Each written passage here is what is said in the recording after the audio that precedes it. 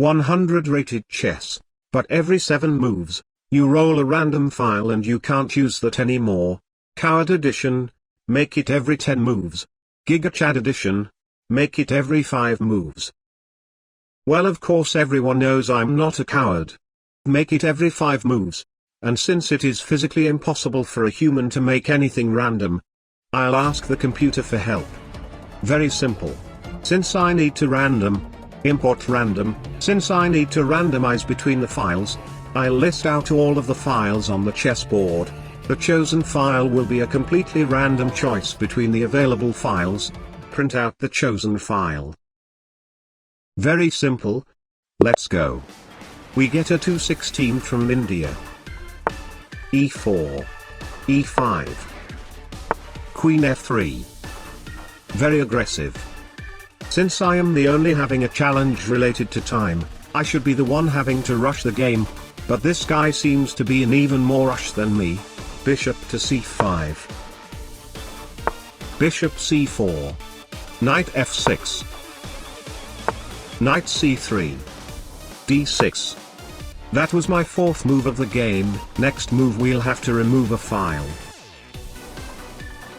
a3. Alright. Here we go. As long as I don't lose the queen, I can accept pretty much anything else. E-file. So I lost the king.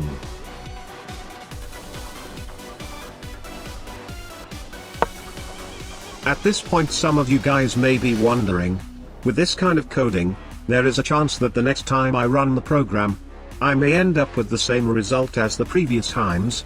Unfortunately this video was recorded way too early. If only I had known about boot.dev earlier. Boot.dev is an online learning platform that can help you learn back-end web development from start to finish in the Python and Go programming languages. Whether you're new to coding or looking to sharpen your back-end skills, Boot.dev has courses for every level. Start with the basics and work your way to becoming a back-end pro. It's like having a personal trainer for your own learning pace. On average, a programmer or a programming student drinks anywhere from 1 to 5 cups of coffee per day due to stressful and repeating boring tasks. Boot.dev can make your programming journey a lot more fun by magically combining education with entertainment. You will feel like you are actually playing a fascinating RPG game. No need to know anything about coding, no need to be a genius, no need to have a girlfriend. Literally any of you can start learning right now on boot.dev, and then tomorrow you can come back to my comment section to backseat my codes. Check out boot.dev right now through the link in the description below, and use my code to get a 25% off your first month or even your entire first year if you choose the annual plan.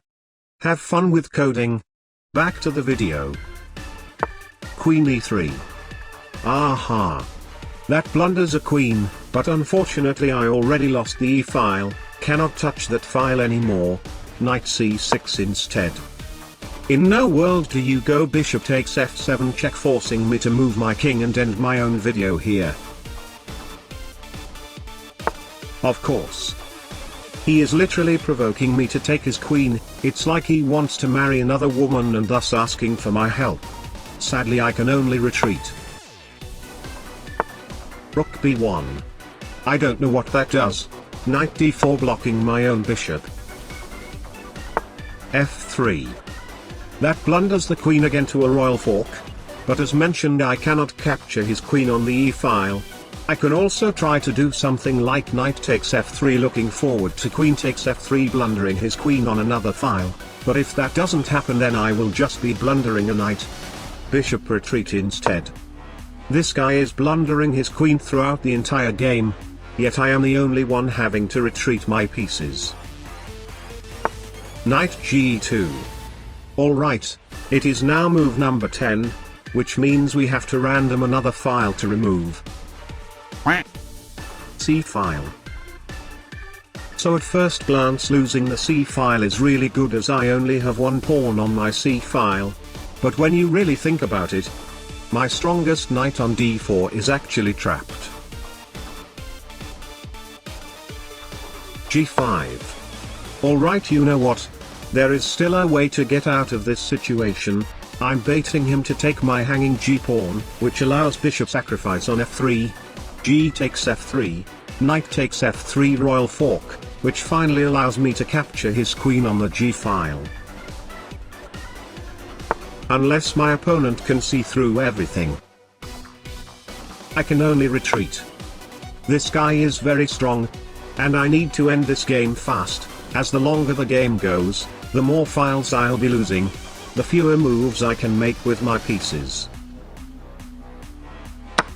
Queen takes g5. Aha!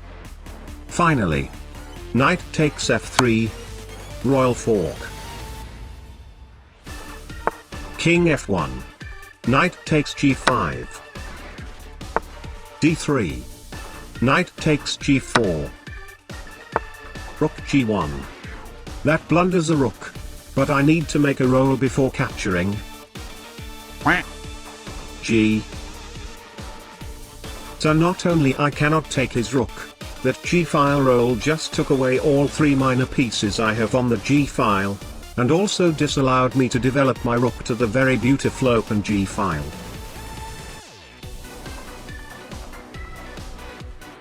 Queen f6 check. Well, who knows, maybe king g2 queen f3 checkmate in 1. Didn't happen. That blunders are very simple and easy to see checkmate in 11 starting with knight f3 check, but unfortunately that knight is already frozen due to the rules. Queen f2 check instead. King d2. Aha! That blunders the king again to a very simple and easy to see checkmate in 3 with a queen sacrifice, but unfortunately it also requires knight f3 check, which violates the challenge. And since I don't have much time left on the clock, if I cannot end the game before the next random, the time required for switching between the chessboard and the program will cause my clock to run out. Therefore, the video ends here. Have a great day.